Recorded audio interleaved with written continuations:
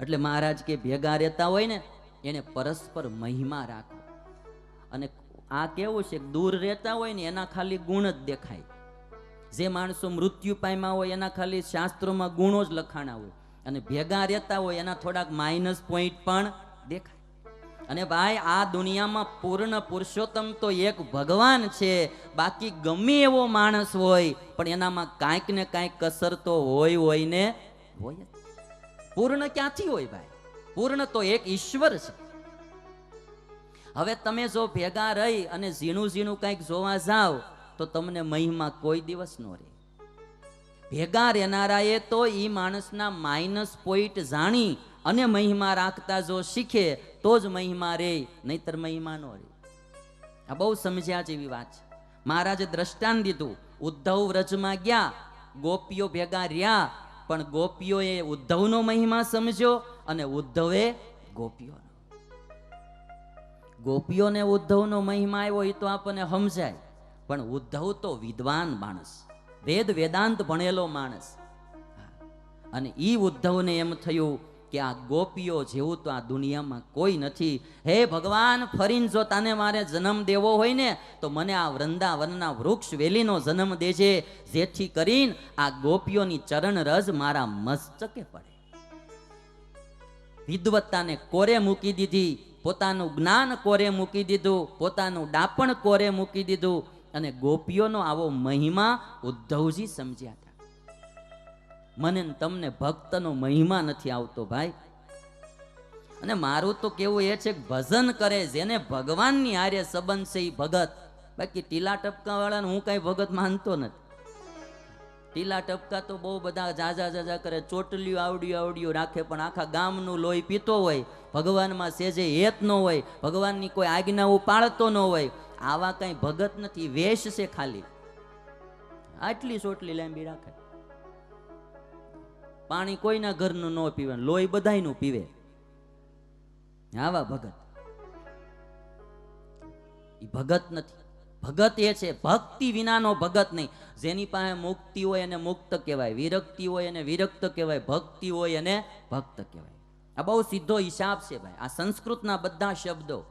જેની પાસે વિરક્તિ હોય, વૈરાગ, એને વિરક્ત પુરુષ કહેવાય. જેની પાસે મુક્તિ હોય એને મુક્ત પુરુષ કહેવાય, અને જેની પાસે ભક્તિ હોય એને ભક્ત કહેવાય. ભક્તિ વિનાનો ભગત હોય જ નહીં.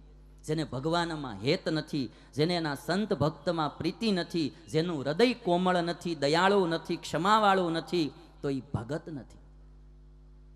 ગમે એટલા ટીલા ટપકા કરો. ઓલી એક સાધુની નાયત એક ભરવાડ ભાઈ ને જમવા ગયેલી. તે ભરવાડને સંકલ્પ મારે સાધુને જમાડવા, એટલે એમાં જમાડવા લઈ ગયા. પછી પંક્તિ પડી. તે ભરવાડ તો બિચારો ગરીબ માણા, એટલે એને બાજરાનો રોટલો નડની ડાળ બનાવેલી, તે પીરસાણી. તો એ પંક્તિના મહંત હતા ને નાયતના, એ બોલ્યા, ऐसा खाने में नहीं चलेगा.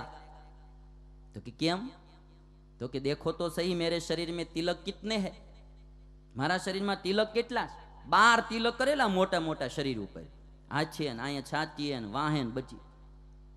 ઈ કે મારા શરીરે 12 તિલક છે, કમ સે કમ 12 આઈટમ તો મારે ખાવામાં જોઈ જ તે. કે ભરવાડ બહુ ડાયો માણા હતો. ઈ કે મહાત્માજી એમ કરો, આમાં 12 તિલકમાં અડદની દાળ ને બાજરાના રોટલાના જે 2 તિલક હોય ને એ રાખો, બાકીના 10 ભૂહી નાખો ને સાનો મના ખાઈ લ્યો. ટીલા ટપકા કરવાથી કાંઈ નથી થતું, દિલ પીગળવું જોઈએ ભાઈ. અને એટલા માટે મહારાજ કહે છે કે પરસ્પર મહિમા સમજવો. ભક્તોએ પણ પરસ્પર મહિમા રાખવો ભાઈ. હરિભગત હરિભગત એવું ન સમજવું કે એ બી ગ્રહસ્થ છે ને, ગ્રહસ્થ હોય તોય ભગત હોય ભાઈ. નરસિંહ મહેતો ગ્રહસ્થ જ હતો, મીરાબાઈએ ગ્રહસ્થાશ્રમમાં રહીને જ આવી હતી, દાદો ખાચરે ગ્રહસ્થ જ હતો, ગોવર્ધનભાઈ અને પર્વતભાઈ પણ ગ્રહસ્થ જ હતા. પણ સ્વામિનારાયણને ડોલાવે એવા એ ભગત હતા.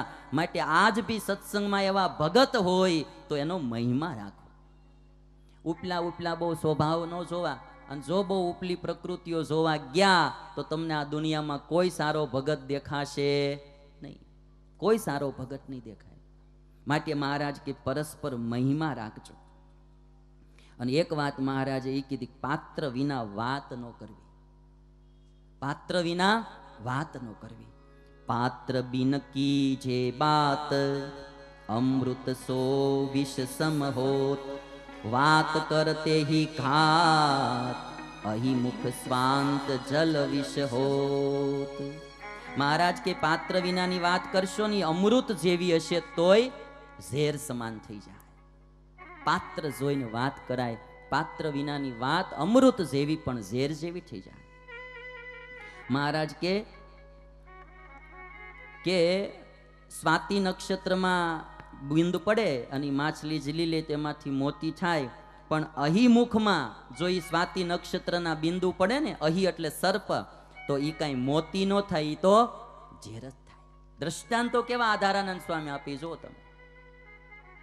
એ માછલીના મોઢામાં જો સ્વાતિ નક્ષત્રનું બુંદ પડે તો એમાંથી સાચું મોતી થાય, પણ જો સર્પના મોઢામાં પડે તો એ કાંઈ મોતી ન થાય, એમાંથી તો ઝેર થાય.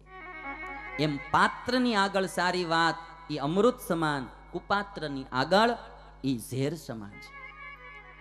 એટલે પાનબાઈએ ગાયું ને, કુપાત્રની આગળ વસ્તુ ન વાવવી. હવે કઈ નહીં જાવ, કુપાત્રની આગળ વસ્તુ ન વાવવી.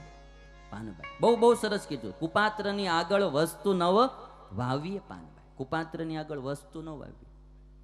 હારા માણાને શિખામણ દેવી, મોળાને શિખામણ ન દેવી.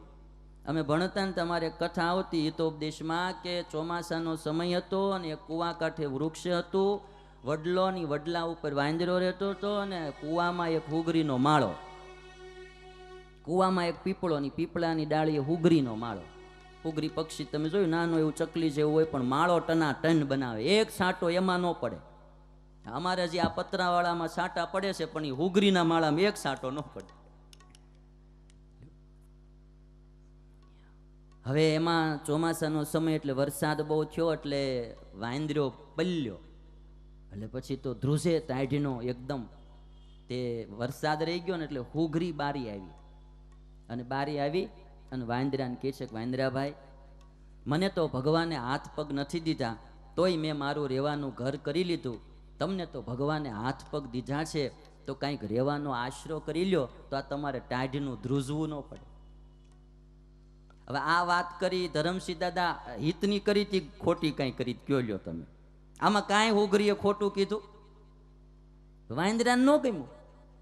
વાંદરો કે તું જાતની હુગરીને મને વાંદરાને ઉપદેશ દેશો? ઘરવાળી કેદું નહીં થઈ ગઈ, માર્યો કૂદકો ને હુગરીનો માળો તો તોડીને કુવામાં નાખ્યો. એટલે આ શાસ્ત્ર કહેતા ગયા, કુપાત્રની આગળ વાત પણ કરવી, આપણા ઘર ભાંગે ઠામુકા, એની આગળ વાત ન કરવી. અને મહારાજે પછી વાત કીધી, સંતો તમે બધા સાધુતાના ગુણ શીખજો. ખાલી ભગવા પહેરવાથી સાધુ નથી થવાતું, ગુણથી સાધુ થવાય છે. સાધુ ભયે સાધુ ગુણ ન આયે, ત્યાં લગ તેહી ભય રહાયે, તેહી કર સાધુ કે ગુણ હી જેતા, એક એક નીત શીખના તેતા. સાધુના ભગવા પહેરવાથી ખાલી સાધુ નથી થવાતું, ગુણથી સાધુ થવાય છે.